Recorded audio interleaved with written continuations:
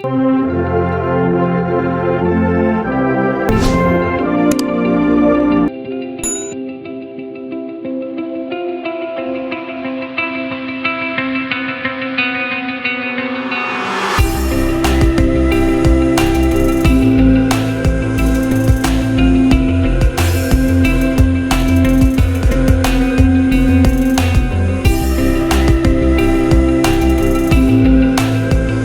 Everyone, आज की इस वीडियो में हम RIMC जून 2023 की नोटिफिकेशन के बारे में डिस्कस करेंगे। एलिजिबिलिटी क्राइटेरिया क्या है, एजुकेशन क्वालिफिकेशन क्या होनी चाहिए, एज क्राइटेरिया क्या है, कौन कौन से डॉक्यूमेंट्स की रिक्वायरमेंट है, एग्ज़ाम कब होगा, फॉर्म फिल करने के लिए कितना टाइम मिलेगा, फ़ीस क्या है, आपकी जो एनुअल फ़ीस है स्कूल की वो क्या है, आप फॉर्म कैसे मंगा सकते हैं, ये सारी इन्फॉर्मेशन मैं आपको इस वीडियो में दूँगा। तो स्टेप बाय स्टेप डिस्कस करेंगे, तो इस वीडियो को ध्यान से लास्ट तक सुने।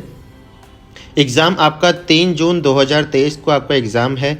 फॉर्म फिल करने के लिए आपके पास 15 फरवरी से लेकर 15 अप्रैल तक का 2 महीने का टाइम है। यदि आप फॉर्म फिल करते हैं तो आपको 2 मंथ्स का टाइम मिलता है। फॉर्म आप 2 तरीके से मंगा सकते हैं, ऑनलाइन पेमेंट के थ्रू भी मंगा सकते हैं और डिमांड ड्राफ्ट के थ्रू भी आप मंगा सकते हैं। ऑनलाइन फॉर्म फिल जब आप मंगाते हैं तब आपकी 600 रुपये की पेमेंट होती है। आपका एड्रेस वहाँ पे फिल होता है। एड्रेस फिल होने के बाद आप पेमेंट करेंगे। उसके बाद 10 से 15 दिन का टाइम लगता है आपके पास फॉर्म पहुंचने में। तो जिन पेरेंट्स ने फॉर्म ऑनलाइन मंगवाना है तो वो ध्यान से मंगाएं कि आपके पास 10 से 15 दिन का टाइम होना चाहिए, क्योंकि जो लास्ट डेट है वो 15 अप्रैल 2023 लास्ट डेट है फॉर्म फिल करने के लिए। तो इससे पहले आप फॉर्म मंगा लें, उसके बाद फॉर्म सबमिट नहीं होगा, ठीक है। अदरवाइज़ आप अगर अम्बाला कैंट या आसपास के एरिया से हैं तो आप हमारे इंस्टीट्यूट से भी आप फॉर्म कलेक्ट कर सकते हैं, सन इंस्टीट्यूट अम्बाला। तो यहाँ से भी आप फॉर्म कलेक्ट कर सकते हैं, यहाँ से आपको फॉर्म मिल जाएगा। इसके बाद आती है एजुकेशन क्वालिफ़िकेशन। अब एजुकेशन क्वालिफ़िकेशन के अंदर स्टूडेंट 7th क्लास में होना चाहिए या 7th क्लास पास आउट हो चुका हो, तो वो स्टूडेंट एलिजिबल है RIMC के लिए अप्लाई करने के लिए जून 2023 के लिए, ठीक है। एज क्राइटेरिया क्या होना चाहिए, 11.5 साल से 13 साल के बीच बच्चे का बर्थ होना चाहिए। अगर हम डेट के अकॉर्डिंग बात करें तो 2 जनवरी 2011 से लेकर 1 जुलाई 2012 के बीच में बच्चे का बर्थ होना चाहिए। मतलब आपकी जो डेट ऑफ बर्थ है वो 2 जनवरी 2011 से लेकर 1 जुलाई 2012 के बीच में होनी चाहिए। ये कंडीशन को ज़रा ध्यान से अपनी कंडीशन चेक कर ले, क्योंकि आपकी जो डेट ऑफ बर्थ है वो इसी के अकॉर्डिंग ही चेक की जाएगी कि आप एलिजिबल हो या नहीं। तो आपकी एज वो आप ज़रा ध्यान से चेक करें। एग्ज़ाम आपका 3 पोर्शन में आपका एग्ज़ाम रहेगा। मैथमेटिक्स का पेपर रहेगा, इंग्लिश का पेपर रहेगा और जनरल नॉलेज का पेपर रहेगा। इंग्लिश का पेपर आपका 125 मार्क्स का आपका पेपर रहेगा, मैथमेटिक्स 200 मार्क्स का रहेगा और जनरल नॉलेज आपका 75 मार्क्स का रहेगा।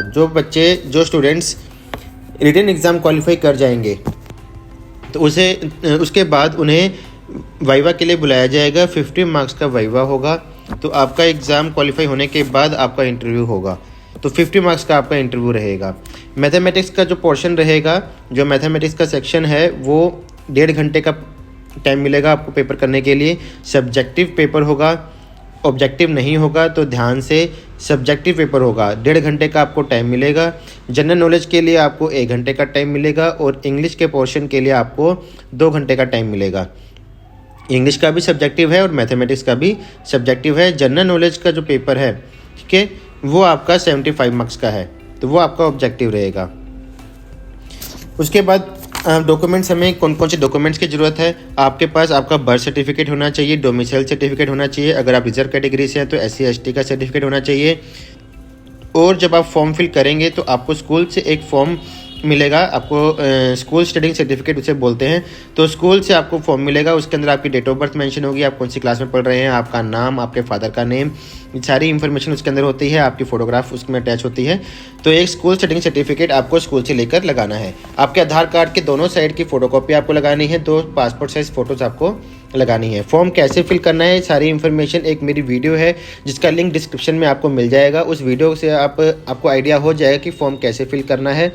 फॉर्म में कोई मिस्टेक ना हो जाए तो उसके लिए मैं आपको यही सजेस्ट करूँगा कि पहले आप फॉर्म को पेंसिल से फिल कर लें, उसे चेक कर लें, या जिस इंस्टीट्यूट में आप कोचिंग ले रहे हैं वहाँ किसी को चेक करवा लें, जिससे आपको पता लग जाए कि आपके फॉर्म में कोई मिस्टेक नहीं है। उसके बाद ही आप उसे पेन से फिल करें।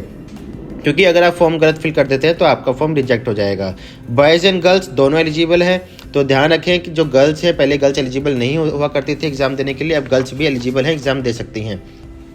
क्लियर? कोई भी डाउट हो, कोई भी क्वेरी हो तो आप मुझे कॉल करके पूछ सकते हैं।